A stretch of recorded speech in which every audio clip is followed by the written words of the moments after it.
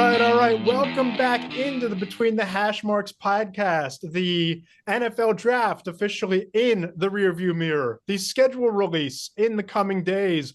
We have bigger news and legitimately bigger fish to fry here on the podcast. I'm Matt Lombardo, as always, joined by my friend, colleague, mentor, the purveyor of the Two Deep Zone, a man who looks like he's ready to hop on a flight, Mike Tanier. Mike, what's going on, my friend?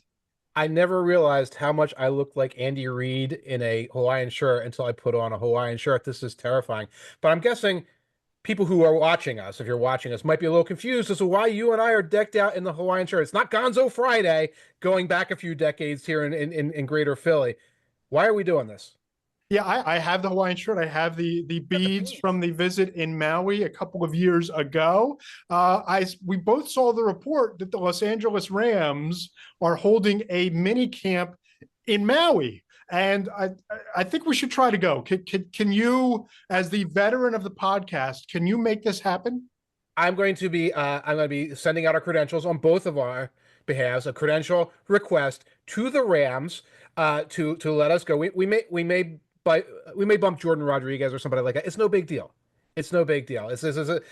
We'll get there. We'll figure out the expenses. Yes. You know me, I love 13 hours on a plane. I'm sure you do too. Yeah, well, with the two layovers in between, I don't know the last time you flew to Hawaii, but usually there's a layover in a hub somewhere, and then you lay over again in San Francisco, and then you hop on the flight, which is still another like 4 hours to get to Hawaii. But when you get there, you're in paradise. And we don't need to splurge for the White Lotus or the Marriott on the beach in Maui. I can shack up at the airport courtyard in Maui. I'm sure it's still a great backdrop to do the podcast. We'll get to cover the practice in shorts and shells. Maybe we get a couple of Mai Tais while we're out there. Mike, I'm all in. Yeah, we have friends who used to cover the Pro Bowl when the Pro Bowl was in Maui. And back when they used to expense reporters to go to Maui to cover the Pro Bowl. And it was like the ultimate flex move by these reporters to go out there because you wind up having cocktails with the players. Now, that is not how Rams minicamp is going to go. You're not going to sit and have a Mai Tai with Matthew Stafford, as exciting as that is. But what a flex by the Rams. Now, the reality in our business is nobody would pay for us to go out there. We cannot get credentialed. I'm sure the higher level Rams reporters will be the only ones who can go out there. But it got me thinking, what would your dream minicamp or training camp location to cover as a reporter will be? Now, remember, we're talking about August. We're talking about June. So I don't know if it would be Maui for you. Where would you want to go? Yeah, Maui is up on the list, but I have two. Can I offer two? I have two I came up with today. Yes. The first is Fiji, because who wouldn't love to go to practice and then go back to your little bungalow on the water and you're sitting there typing out your post-practice notes and your QB report cards and whatever story you're working on. And there's a stingray over there. Or, you get to watch the barracudas through the glass floor swimming underneath you and all those sort of fun things that you do in those bungalows. So Fiji would be on my list. I'll share my second one after I hear your first. But one of my fears for all of these, and this goes back to when we covered the Super Bowl, I think it was in Miami, and as you know, I got like a Cadillac hotel room, courtesy Bleacher Report. I was in South Beach, and every time I would send a picture or a text back to my wife, the response was some variation of, "You up here in Jersey in the middle of February with children running around, you would encounter the same thing, no doubt, if you were in Fiji." But I'm not a beach guy. And I don't like the heat and humidity. That's stunning. I would have never guessed. No, I go to Ocean City with my wife, and it's like I'll walk on the boardwalk and get coffee, and I'll sit and read a book. And she'll go swimming and all. I'm not a beach guy. So my first choice for a dream, Prague. Ooh. I want to go to Prague. I don't know what NFL team would play in Prague, but it's an ancient city in the middle of medieval walkways you go through. Everything is either a bar with really high-end Czech beers or a dispensary, surrounded by cathedrals and beauty and everything like that. So you go cover the team. Weather should be okay. When I visited Prague, it was 100 degrees, but the weather is normally okay. Dollar goes a long way, so you could afford it, unlike Fiji or unlike Maui. And again, be intoxicated when I'm not working, and maybe when I am. Now you have Can't beat that. My second choice would be the Amalfi Coast. The scenery has got to be awesome. check off the list of on the bucket list of going to the old country. Maybe I sneak away for a day and visit where the ancestors emigrated from. Great spot from the hotel balcony to right away on the QB report cards and post practice notes. And you're only 3 hours away from Rome. So maybe we can convince the team we're covering to stage an inter squad scrimmage at the Coliseum. And how great would that be? We could hold a conclave too. Yes, while we're there. It'd be amazing. You would be the least Italian person, finally. Finally, and maybe we'd even, along those lines, if there is a quarterback competition, maybe we petition the Vatican to let us use the chimney to announce who the starting quarterback is with the white smoke. Pope Joe Flacco. You can see it all happening. That sounds amazing. You could talk me into the Amalfi Coast there because it's olive oil. I'm not a seafood guy either, but there's all kinds of amazing delicacies there. I can see it. So we're going to Europe, but you're definitely hitting the beach during these. Yes. Now, of course, what's the reality for us if we're lucky? East Rutherford. East Rutherford or the shadows of the Navy Yard in South Philadelphia, one of the two. Well, I don't mind South Philly. First of all, it's a really short drive, but you remember East Rutherford. You remember the stinging flies?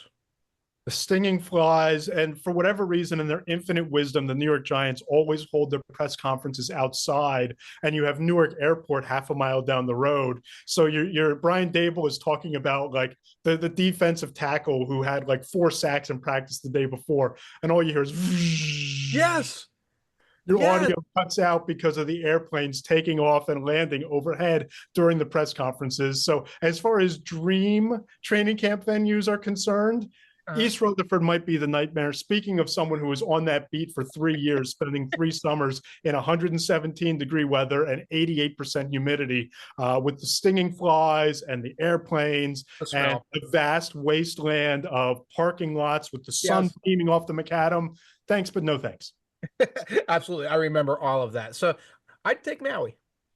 That's a great one. And the one way to send us to Maui is to continue adding subscribers to the podcast, adding subscribers to Mike Tanier's Too Deep Zone and Between the Hashmarks on Substack as well. And if you enjoy the podcast, leave us those 5-star reviews on Apple Podcasts. They help grow the show. Subscribe to my YouTube channel at Matt Lombardo 975. And whether you enjoy the show or not, please just leave it a 5-star review. And if you decide to rip us, we will read it on the air. We are all about accountability here on the pod. And to be clear, you're not sending us to Maui. You're sending us to like Starbucks or Zaxby's or something like that. So please like, subscribe, and do all that other good stuff in this attention economy. Absolutely. And speaking of attention, a wide receiver sparked a ton of attention when the Cleveland Browns went out and signed former Pittsburgh Steeler No. It wasn't the Deontay Johnson trade. That's the signing that sparked all the excitement. I did Ohio radio. I don't want to call out the show because it's Ohio radio. It's Cleveland market. They led with the Deontay Johnson signing. I was discombobulated for the rest of the radio sting because I'm coming in there. This was before Pickens. I thought we were going to be talking about Shador. I thought we'd be talking about, Justin Tucker, etc. Deontay Johnson, what does he do for this offense? And I had to stop myself from saying, you have 5 quarterbacks and they all suck. And this guy was on 7 teams last year. What are we talking about with Deontay Johnson? But that's not what we're doing right now. No, right? No. We are going to the big story. The Dallas Cowboys trading for former Steelers wide receiver George Pickens for a song, basically a 3rd-round pick and then a late-round pick swap in 2026 or 2027. Mike, love to get your thoughts on this deal. Cursory 30,000-foot view for me. I love it from a Cowboys perspective. I think there used to be a power 4 in the NFC, the Philadelphia Eagles, the Detroit Lions, the Washington Commanders, and the Los Angeles Rams. I do think it's now a power 5 with the Dallas Cowboys kind of in that mix. We can get into why in a little bit, but what do you think about this trade, and especially from a Cowboys perspective and what it means? I like it for the Cowboys, but we're in a very different place. This takes the Cowboys, for me, from competing for last place to competing for a wild card. This is a very different thing, but it's the same thing. A lot of times when I see these big name receiver changes hands, I kind of shrug my shoulders and say, this guy's getting traded for a reason, and we know Pickens is getting traded for a reason. Oftentimes they don't gel right away, etc. And so I say this isn't as big a deal as it sounds. I think this one is a pretty big deal because you look how he fits, and you wrote about it. how he fits with CD, what he does to change the feel of that Cowboys offense, it's going to make them a much tougher out, and they're going to be a team that's probably going to be in some shootouts in 2025. And that's where I'm at with this. And I spoke to an NFC coach a couple minutes after the trade went down, and he told me, quote, this trade gives them two big play wide receivers with CeeDee Lamb, and it's hard for a defense to give help to both of them at the same time over the top. He was really surprised that the Steelers gave up on the chance to have that same setup with Pickens and DK Metcalf. But Mike, when you look at this overall from a fit standpoint, you touched on it. You now have that dynamic number 2 wide receiver opposite CeeDee Lamb that the Cowboys have been looking for ever since they traded Amari Cooper 2 years ago. They've been trying to figure out who that number 2 option is. And when you look around the rest of the league, A.J. Brown and Devonta Smith, you need 2. Justin Jefferson, Jordan Addison, you need 2. The Bengals, T. Higgins and Jamar Chase, you absolutely need 2 for it to work. The Cowboys have realized that. They finally get it. And I've had a lot of people on social media suggest, like, when has George Pickens ever been a difference maker? This is a kid who averages 16.3 yards per catch, and his quarterbacks have been Russell Wilson, Justin Fields, Kenny Pickett, and Mason Rudolph. And he's averaged north of 16 yards per catch, and he now gets Dak Prescott, who the last time he was healthy, threw for a league-high 36 touchdowns. So I think this is going to work out just fine for Dallas, even better for Pickens. He was a difference maker last year. He was a difference maker last year, both for Fields, but more for Wilson, who could get him the ball more consistently. There are games where the only reason the Steelers got to 20 points or whatever was because of 1 or 2 bombs. And that's what you have to look at for Pickens. I think sometimes these guys play PPR fantasy football, and they'll be like, oh, he only had, 48 yards. That's not a difference maker. It was on 2 catches. It was right. 2 catches that led to a field goal and a touchdown because of what he did. It was a jump ball. And, he's going to want the ball a little bit more than that. He's going to want, obviously, more accurate passes thrown his way. He's your vertical boundary jump ball, 50-50 contested catch guy. You do that enough, Prescott can get him the ball. That's going to open up the 8, 9, 10 catches for CeeDee Lamb working the middle. And then you can start talking about, I think they still have Ferguson. They've added some guys at running back, diversifying that. So it should be a pretty good offense for the Cowboys. I do start to have questions like, if this isn't the year, and I don't think this is the year for the Cowboys, you're more sanguine than I am, Jerry going to pay these guys? Yeah, let's just be real clear about one thing. I don't think that we should start planning to cover the Cowboys in Santa Clara in the Super Bowl. I still think that it's the Eagles and then the next 4 and then everybody else, right? Okay. I don't see this as a season, and this is how I end up on freezing cold takes in February. I don't think this is a season where like the rest of the field sneaks up and wins right. The NFC, like the Atlanta Falcons or the Cardinals or the Buccaneers. I think that there are clearly a delineation between the top 5 teams, but what I think this works best for the Cowboys is it's everything you touched on. It's the fact that he can stretch the field. It's the fact that they have the complementary weapon, but he was dispatched. He was, disbarred from Pittsburgh by Mike Tomlin because of the issues in the locker room. Yeah. I'm always of this chicken and the egg theory, Mike, when it comes to wide receivers. Are these wide receivers divas because they're divas in their personality, or are they divas because of the subpar quarterback play where they aren't winning, they aren't producing, they aren't getting targets? I think you take that issue off the table with Prescott as the quarterback. I think this is the best supporting cast Prescott has had maybe since Des Bryant was still in Dallas.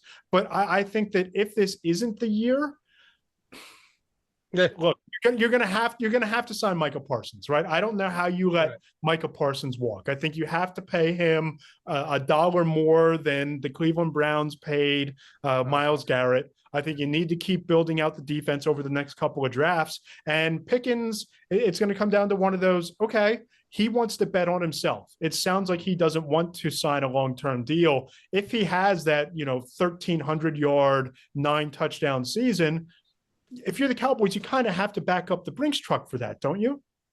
You do, but I mean, if he doesn't want to sign a long-term deal, he came to the right team. Yes, because the Cowboys might forget that they have to, and he might wander away. I don't know.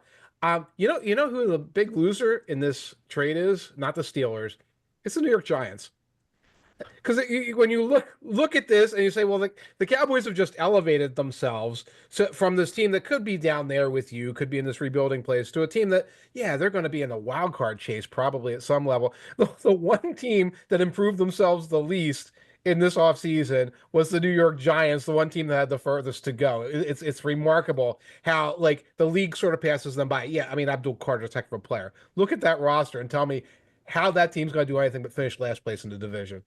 Yeah, I really like what they did in the draft. I love the Abdul Carter pick for a bunch of different obvious reasons. I think that if Jackson Dart is your guy, it's the theory of go get your guy and develop him. You and I aren't exactly believers in Jackson Dart, but they seem to be. The Giants don't Scatterville get is a to, nice. the Giants don't get to have a guy. The Giants don't get to have a guy. They can have a guy on the defensive line. They can't. The Giants do not get to have a guy at quarterback. If that's their guy, they have to find somebody else's guy, because that's why they're in this mess, because of their guys. Great point.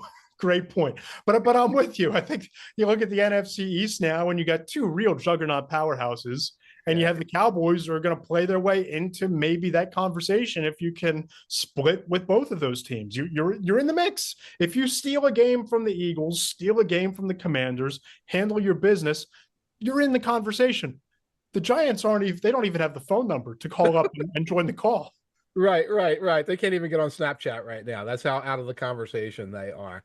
But yeah, I mean, there are going to be questions moving forward for the Cowboys. There always are, because they never seem to handle their business a day early. It's always a day late. But you can see what they're going to put on the field. What are the Steelers going to put on the field? Mike, I think we're about to see a 30 for 30 by ESPN produced on this Steelers offseason.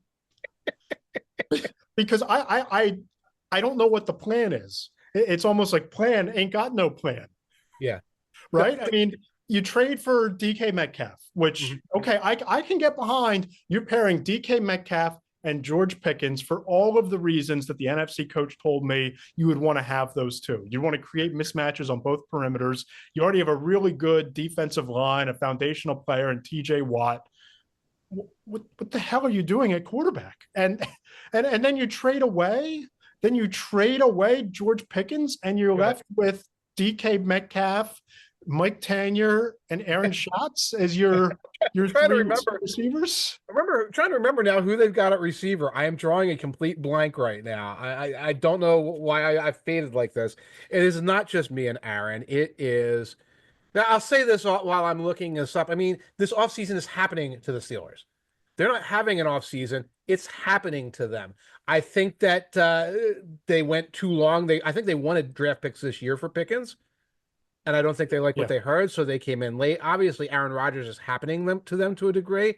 I'm not sure what their plan was with Justin Fields and Russell Wilson, but I have a feeling they thought one of them was going to wander back, and they didn't. So what you're looking at right now is DK Metcalf, Robert Woods, still in the NFL. I would have assumed that he was the Tennessee Titans. So playing the Mike Tanier role. Yeah, the Tennessee Titans wide receiver coach, Robert Woods. Calvin Austin, who I know has his moments. Ben Skoranek, who backed up Robert Woods for a couple of years with the Rams, if I remember correctly. Scotty Miller, who I think is your little skinny, slotty fellow. And Roman Wilson. And I think Roman Wilson's USC. Caleb Williams' favorite target, or maybe I'm doing a Trojans Romans thing. I don't know. Anyway, when Robert Woods is your wide receiver 2 in the year of our Lord 2025, not 2019, you got a problem. I disagree with the assertion that this offseason is happening to the Steelers, because it's one thing to allow yourself to be strung along by Aaron Rodgers while he's on an ashwagandha darkness retreat or wandering the beach looking for the meaning of life and the meaning of his life. It's one thing to allow that to happen on the back burner, but on the front burner, you need to look around and say, okay, can I hold my nose and stomach Dylan Gabriel if I need to? Can I hold my nose and stomach Jalen Milroe if I need to get by? A, you provide a little bit of leverage over Aaron Rodgers. B, you take this year to evaluate your quarterback situation in 2025 going into 2026, and you at least aren't left holding the bag with Mason Rudolph sitting in there staring up at you like, oh, this is my team again. I have to throw to these guys. And I can't get past the nonsensical thought process the hypocrisy of trading for DK Metcalf and then trading away George Pickens. On one hand, you build what has the potential to be a top 5 to top 10 receiving core based on mismatches, based on their dynamic nature, based on their field stretching ability. And then you just say, forget it. He's too big of a headache. Trade him to the Cowboys for peanuts. I can't get around the idea of the possibility that they were thinking of Shedeur Sanders. He came in, had one of those interviews that you wrote about. Yeah. And they said, F this guy. And that sent them on a spiral. Like, oh, okay, we'll do that. Or maybe Aaron Rodgers. And then, like, both of them went totally flakeazoid. And they're like, what are we doing? Remember, DK left Seattle on not the best terms. Where you traded Pickens, who can be a headache, for Metcalf, who was turning into apparently a headache to the new coaching staff to a degree. So you don't even like, well, we got a culture driver or something like that. You're still in this place where you've got sort of the prima donna mentality out there that you have to manage, and you got Will Howard and Mason Rudolph at quarterback. And forget about tanking going into this year, Mike, for the Steelers. It is dive for Drew time. Drew Aller moving 90 minutes west from Happy Valley to Pittsburgh, getting to take on his hometown Cleveland Browns twice each season. Is that not too poetic, too perfect, too Pittsburgh for the Steelers? And I know, Aaron Rodgers probably doesn't want to subject himself to this and this receiving core. So you just, grit your teeth and get through this year. But maybe the Steelers, as a result of the last 90 days, maybe they finally realize that they need an actual reset at quarterback. They need an actual semi-even half-conceived rebuild. But the bigger question for me, and I'll pose it to you, Mike, is Mike Tomlin able to survive a year from being all in for Aller? First of all, I love how you found the Penn State angle on this.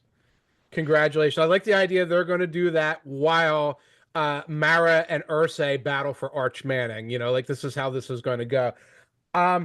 This is where Tomlin can finally run into trouble, because up until now, the whole thing with Tomlin is obviously the team's sort of disappointing, but they do make the playoffs, and it's a tightly run organization where you understand the logic and the plan. Right now, the logic and the plan is incomprehensible. So if ownership turns around and say, what was that? What did we do this offseason? Why did we put ourselves in this position? He better have an answer for them, because I think this is the point where you can say, look, the vision you had, we saw it through Kenny Pickett, and we saw it through Russell Wilson, and the defense is going to carry us, and we're going to develop this guy, or we're going to spend a year on this guy. We don't see it with Mason Rudolph and these trades that are going back and forth, and weeks of being the girl hoping Aaron Rodgers asks her to the prom. We don't see it.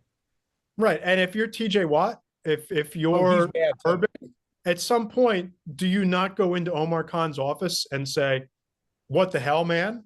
Do you not go in there and say, listen, I see the money that's getting thrown around at Myles Garrett. I see what could be coming down the pike for Micah Parsons. I see that this is at least 2 to 3 years away from being a year away in the AFC, which isn't getting any more winnable when you look at what the teams at the top of the conference have done. At some point, this is going to devolve into maybe Aaron Rodgers comes and saves the day and we can win 10 games and go into the playoffs and lose again like we always do, to it being a calamity of a 4-win season. And at that point, I don't know if an organization that's as reticent to change and turnover as any as there is in all of sports, if the Rooney family doesn't look at this and say, okay, we need a reset at quarterback.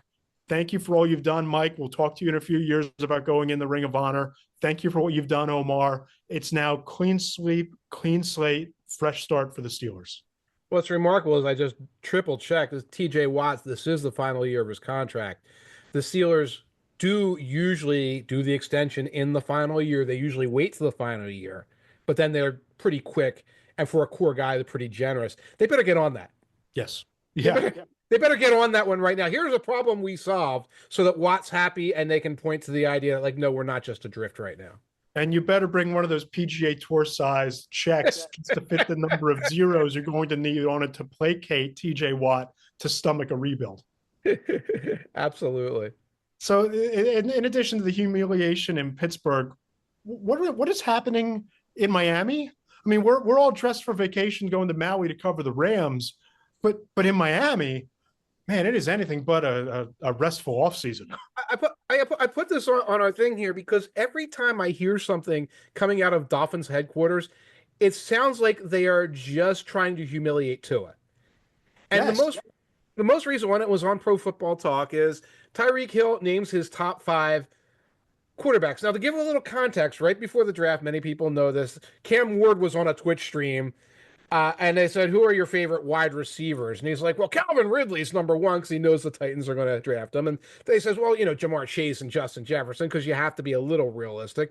And they said, and you know what? Burks, Treylon Burks. And it's like, we get it. You stand for your guys. So you ask Tyreek Hill, and by the way, I don't know who's asking him these questions because I have questions for Tyreek Hill, but they don't involve his top 5 quarterbacks anyway. And he's like, well, Mahomes, okay, Allen, okay, Burrow, okay, Lamar Jackson. And now you're at number 5, and here is your time to stand for your guy. Here's your time to stand for Tua, the guy who you've been working with for the last couple of years. And you say Baker Mayfield.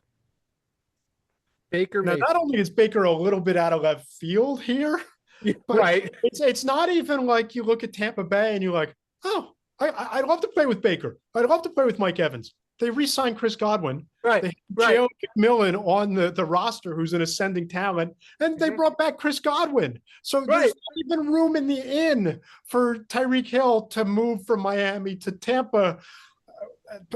I'm perplexed by this one. Yeah, if you had said Dak Prescott, you're like, and before the Pickens deal, because that they were very concurrent, it might be, okay, I see what he's doing. He's trying to get the next job. You're right. He's not trying to get the next job. He's doing this, like, it seems like he is nagging to it. Now, a couple of weeks ago before the draft, Chris Greer was doing the Lions season interviews where they all go up there and they lie about things.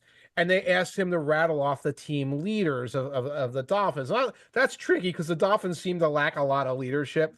But he goes out and he names names. He names Tyreek Hill as a leader. He doesn't strike me as a leadership guy, but whatever. He names Alec Ingold, the fullback. Okay, fullbacks tend to be leadership guys. He names everybody. He stops short of the ball boy. He never names Tua. He never names Tua. And then on top of that, there was another one where, they're talking to him. It's like, well, it's inexcusable how often how he fails to stay healthy. It's like, you hear it? Like this dude got hurt in your workplace, buddy. See, that's the one that bothers me more. If I'm athletes first and I'm Ryan Williams, I'm picking up the phone and saying, yo, Chris, I know you just paid me $42 million a year. We appreciate the contract, but do you have to run my guy over under the bus and then throw it in reverse to run him over again? I mean, it's not like these are injuries where Tua is like trying to extend plays and he's hyperextending a knee. We all saw on national television where his hands were fencing because of the concussion. So these are like potentially life-threatening type of injuries and not a leader. It's victim blaming. It's victim blaming at that point. He wasn't jet skiing. He wasn't partying and wrecking his car. He was out on the field playing and he suffered another concussion. And you're out there saying, well, that's his problem. And then the not a leader stuff, which again, I'm guessing he fielded a phone call from the agent on that. Although again, it's a sin of omission. He just forgot him or whatever. Sure. And you listen to McDaniel. And McDaniel can't stop gushing about Zach Wilson as if Zach Wilson is going to be the next thing here. Now, I joked in my post-draft column, every couple of years, the Dolphins have the purge. like in the movie where it's like everyone is going to try to throw everyone else under the bus and murder each other. Going back to when Jeff Ireland was running the team, going back to Adam Gase, like even with Flores, where Flores benches Tua, gets mad at Tua, goes out the door, accuses Ross of racism, whether it's true or not. It was an accusation, probably a little true, probably a little untrue, whatever. It's just this insanity of like everyone leaping on each other and trying to murder each other. And I think we're here for the Dolphins. I think the first two out the door are going to be Chris Greer and Mike McDaniel, who probably should have been out the door in mid-January after the season. But are we going to wake up in a world where Tua Tagovailoa is the starting quarterback week 1 of the New Orleans Saints? Is that the world that we're going to live in? If Oh, we're going wow. to if we're going to publicly shame Tua, if we're going to omit him from our list of leaders on the roster, if we're going to gush over Zach Wilson, are we now in a world where the Dolphins, for right or for wrong, look at the injury history, look at the lack of postseason production, and think to themselves, well, maybe this is as far as we can go with Tua, whether it's Zach Wilson or Arch Manning or Drew Aller or any of the other quarterbacks next year. Let's go get a fourth round pick for Tua from the New Orleans Saints? Is this the world we're going to live in? Now, here's the thing, by the way, they drafted the quarterback, and I'm spacing right now. I apologize. I'm looking it up. It Was it is round Quinn one? Ewers, Mr. Bumbles himself. In the seventh round. In the Seventh seventh round. round. Well, Not, not, that's a not quite good irrelevant, but not relevant. that's a good place for Quinn Ewers. If the 25th round no longer exists, seventh round's a good place for him. But he's like a Mr. Winter Sauce. If you're feeling I'm a genius coach, I'm a genius GM, you give him a chance. See, a normal team might look at this and say, crisis opportunity to trade him to the Saints. Like right now, Saints would sign him for $375 million that they don't even have. It would be interesting. Yes. The Dolphins don't do that. They're going to spend the rest of the year hurting Tua's draft tradability by complaining about him, by possibly, let's hope he doesn't get seriously hurt again, by risking him again, by putting him out there on this team where they're getting rid of assets. There's a Jalen Ramsey deal that might still be happening. So when they turn around and say they're tired of Tua, they're going to make sure they don't get anything in response in exchange for him. That's how the Dolphins do this. It's not a normal purge. Guys don't get traded. Guys go after each other like Knives Out, and then they wind up doing one of their reboots. Speaking of reboots across the NFL, we have to touch on this because it's going to get voted on probably before the next podcast that we host together. The Tush Push, it survived the annual meeting in Palm Beach. I believe that was the end of March, early April. And now the Green Bay Packers had the opportunity to revise their proposal to ban the Tush Push. My feelings have evolved minusculely on this, but where are you at as this next round of tush push, white smoke, black smoke is upon us very soon? The tush push conclave. Everything's a conclave today. I haven't evolved. First, if it gets banned, that's the Jalen Hurts rule. Call it by its name. I don't want to see it banned. I don't understand the logic behind it. I am tired of people on the internet telling me things like, well, I find it a boring play. I had somebody come on Blue Sky or whatever say, well, I'm just against mass plays like that. I'm like, what do you mean against mass plays? When did you form an opinion about mass plays? There are no mass plays like that. You're mad at the tush push because you're like a Bills fan or a Packers fan or something, and you didn't run it and you lost. That's what you're saying. Don't tell me you have this thing about like the 1904 Yale playbook. Don't hit me with that nonsense. So I don't like it. I don't think it should be banned. I don't think they have the votes, but maybe you know otherwise. How have you evolved? Yeah, I don't, I'm with you. I don't think that it should be banned, but if it is, just a deep dive into the numbers here. The Eagles' tush push success rate last year was 81%. The Eagles and the Buffalo Bills combined for an 87% success rate when you factor in both teams running the tush push throughout the course of the year. So I've started to kind of wonder in my own mind, how impactful is the push of the play really? Or is it just intimidation factor? Oh, here comes the tush push. We better be ready for it. Because I saw a stat that the average per team first down quarterback sneak conversion rate is actually 82.8%. On just a straight QB sneak lineup, traditional, what people want this to be. And I almost wonder if Jalen Hurts' lower body strength and his leverage combined with Cam Jurgens and before him, Jason Kelsey, spending 23 hours a day in Jeff Stoutland's office practicing how to get low enough to make this impactful over and over and over is actually the winning combination, and not Saquon Barkley or before him DeAndre Swift, barreling into Hurts and pushing him over the line of scrimmage. I just don't know. And I'm with you. I think that taking innovation, which this play clearly is, out of the game is a net negative for the sport, for the fans, certainly for teams around the league. But I just wonder, and if there's injury data, the NFL should have presented it by now, if that's the justification that players get hurt exponentially more against this play. But I do wonder, knowing the success rate of the tush push against a traditional QB sneak, if maybe this isn't just some grand plan by the NFL to keep us talking about the NFL in April and May between the draft and the schedule release happening. Yeah, I don't think it's that. I think you've got these coaches who it breaks their real football rule. That's not real football. And if we let coaches decide what real football is, God only knows they'd outlaw the forward pass. Some of these guys would outlaw helmets based on their thought of what real football is. You do not want like Jim Harbaugh's opinion on what real football is.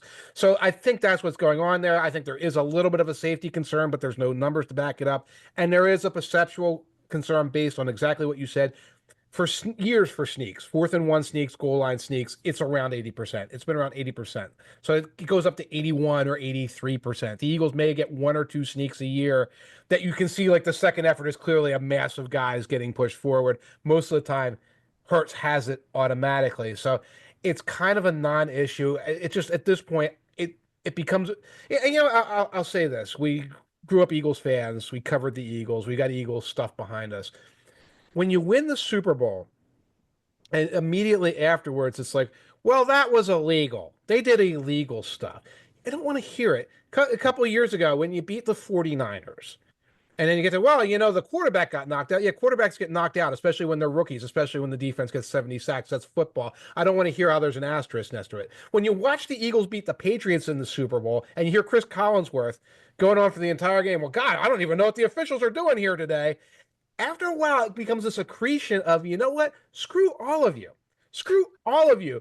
All right? The Eagles won. Get over it. Deal with it. We know it doesn't fit your worldview of who's supposed to win. They did it. Deal with it. Stop trying to make it illegal every time they do.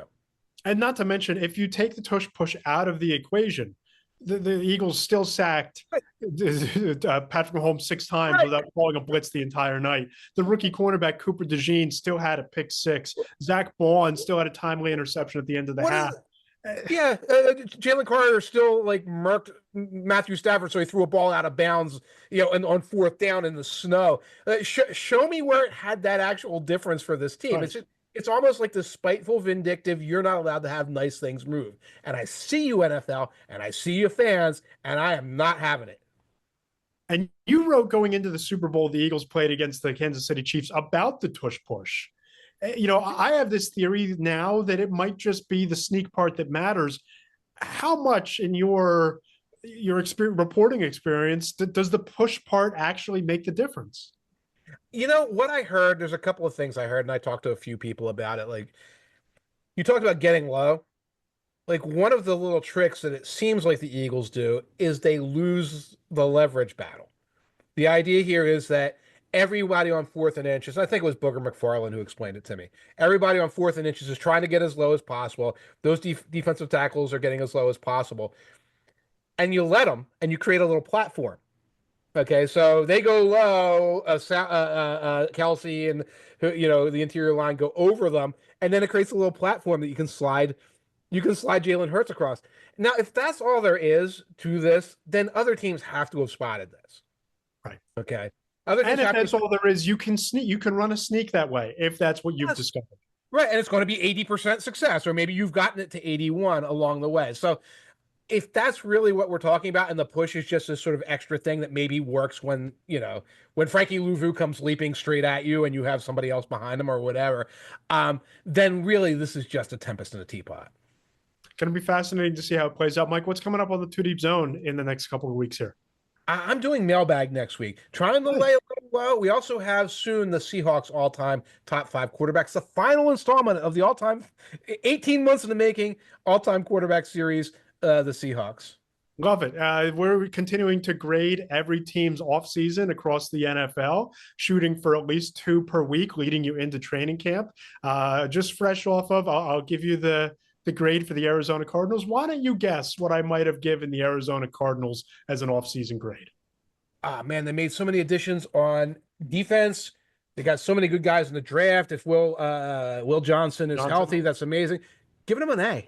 I gave him an A-. All right. Right in the same ballpark. The only reason for the minus is who the hell is Kyler Murray throwing to? I know you have Marvin Harrison. Maybe you're banking on an improvement there. Trey McBride is amazing, Yeah. played his way into probably being a top 5 tight end in the league. Get your quarterback some help, and then we'll talk about being an A or A plus team. But they're a team, Mike, that really impressed a lot of executives around the league after the draft in my conversation. So gave them an A minus. We're continuing that series, and 4 downs on Monday. A little bit of power rankings. Okay. Preseason, way too early top 10. The 10 games I can't wait to see because the NFL has us caring about the schedule being released. So we're going to care just a little bit inside the column and some more fun surprises. The release is next week, right? Yes. It's like the 13th? 14th. The 14th. I had to live blog it once. That broke me.